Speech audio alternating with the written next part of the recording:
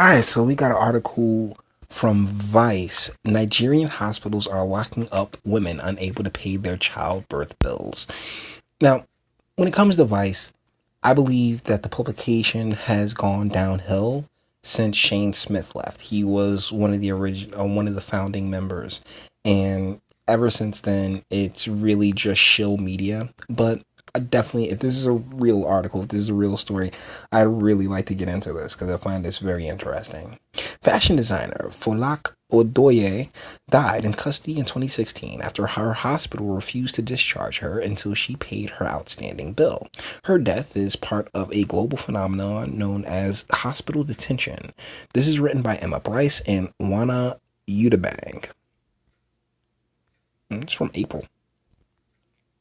Article was originally published in Broadly, and former Vice website focused on gender and identity, and that's why it's probably a former Vice website. You can now find all of this coverage on Vice.com because they had to take down Broadly because gender and identity aren't really it's not really a sustainable it's not really a sustainable concept to base your publication on because it's but so many ways you can say, oh man, white people bad, black people good. Yeah.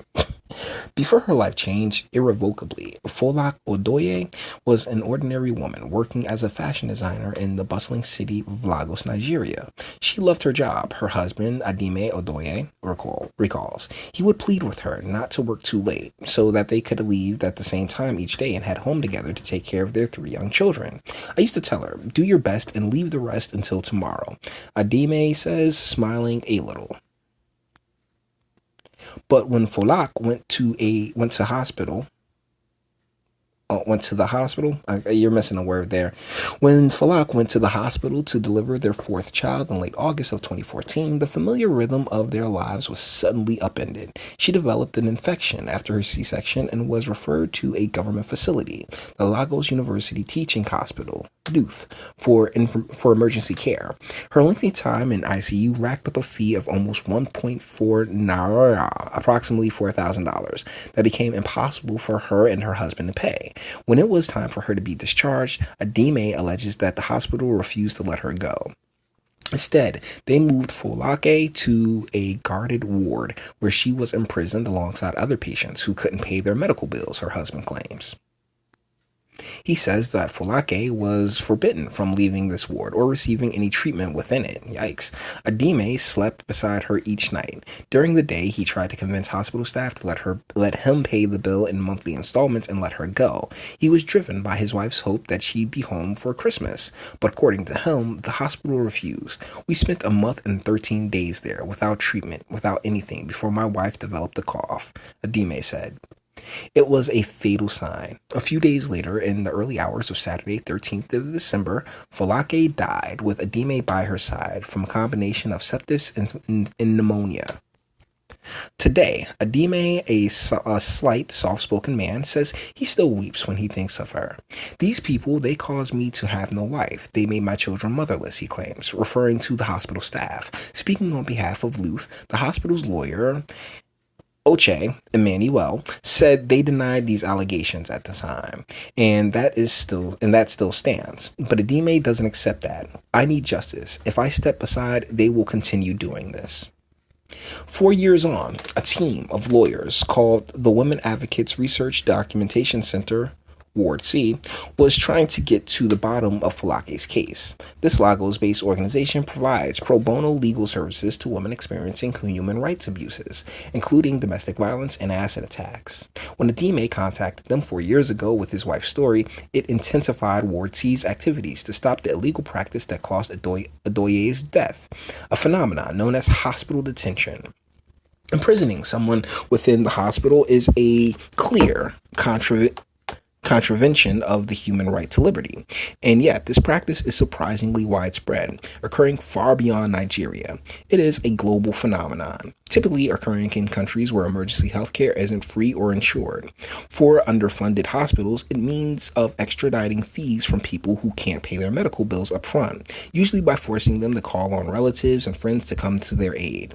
Women face a higher risk of being detained because birth often involves unforeseen emergency care, such as C-sections or the treatment of postpartum hemorrhages.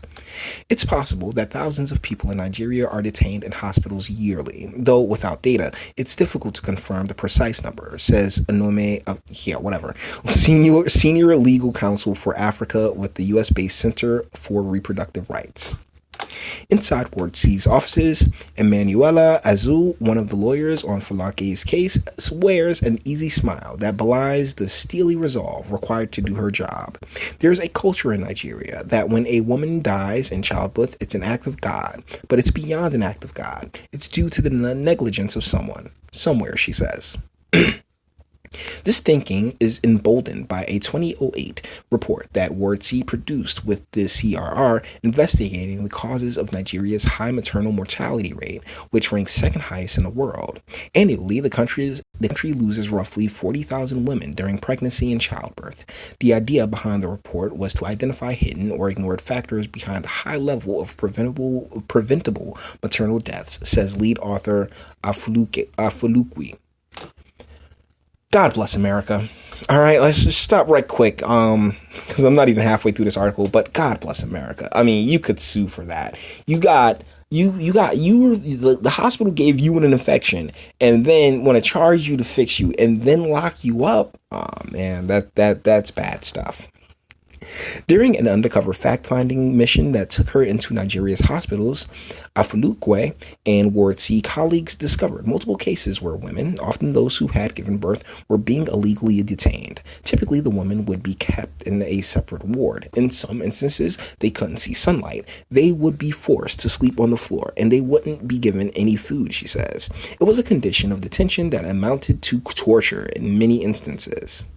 Alongside other more direct causes of death like negligence, Ward C and CRR argued that the practice of detaining women compounds the country's already elevated maternal death rate, mainly by making pregnant women too afraid to seek medical care for fear of being imprisoned. Against the backdrop, when Odoye's story came to Ward C's attention in 2014, it was potent fuel for their growing awareness campaign against maternal deaths in Nigeria. It brought to reality most of the issues we've been agitating for over the years, such as higher user fees, detention, and negligence, says Azu. It also represented a unique opportunity to hold the state directly accountable for the continuing deaths of women in healthcare facilities. Ward C founder, I'm not AAA, I'm not doing all that, explains that the organization typically focuses on cases like Odoye's that distill major gender equality, biological sex equality issues in Nigeria. Cases that can become a class action that can address issues on a larger scale, she says. In 2015, they took the case to court with Adime as their key witness against the state. Ward C's premise was that it was the government's failure to provide a working welfare department at the hospital that forced the institution to revert to illegal means of making people pay, Azur explains. The state should have a mechanism of holding people accountable to repay, not detaining them and denying them their rights to freedom and health care, she says.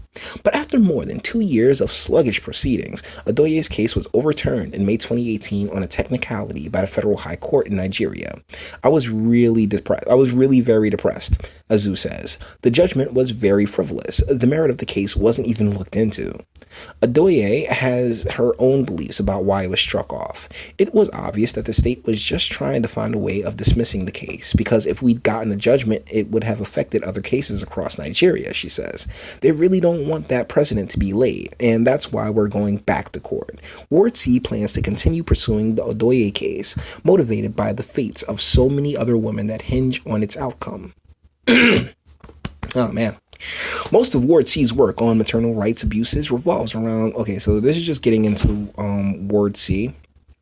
And I think we covered basically, all like the main part, because they're just going to be getting into, more of Ward C's work and everything else like that. And I think I've run my mouth long enough. This is a despicable despicable set of circumstances. And I genuinely hope that they find some kind of recompense or a way to, negate these terrible situations here. Because, and particularly when it comes to Adoye's wife's case, she got an infection during the surgery. Like, that's liability. And unfortunately, the laws are so much different across, the sea that, there really is no recourse. Because if you pull this crap in America, yeah, you will be getting sued 8 ways from Wednesday and not getting locked up, particularly if there is just cause to believe that the infection and the reason you had to go and stay in the hospital in the first place is due to the hospital's negligence, right? So really, man, thank God that I was born in this country. I really do appreciate being an American, because this right here is something that I don't feel anyone should ever have to go through. I mean, it's just sad. So, with that being said, I'm going to bring this video to an end. Like it if you liked it, or dislike it. I ain't scared of you. Sub if you enjoy my fantastic voice. Share, because sharing is caring. And speak. Let me know, what do you think? I mean, do you think that maybe the state should look into creating that type of... And when it says welfare, it's not American welfare where, you got SNAP, EBT, and women just making babies to feed the prison system, but just something whereas the hospital can be compensated for, its work. Quite like our insurance situation here in the States, which isn't perfect, but it's better than this. So let me know what you think in the comments, and until the next one.